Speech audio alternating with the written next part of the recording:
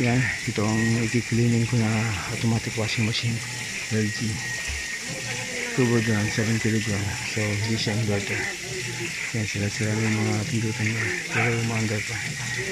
So ang problema nito, i-cleaning.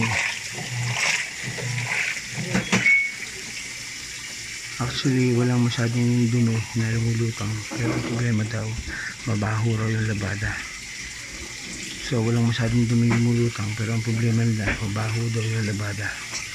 Yan, kaya kailangan pa cleaning. So mukhang 10 years na to. So yan, tinesting ko yung kanyang wash. Yan, so make sure na walang problema yung washing machine bago pa kailaman, kasi cleaning lang ang kailangan niya. Okay yung wash niya. So ngayon spin dry, spin. So dapat walang problema sa function.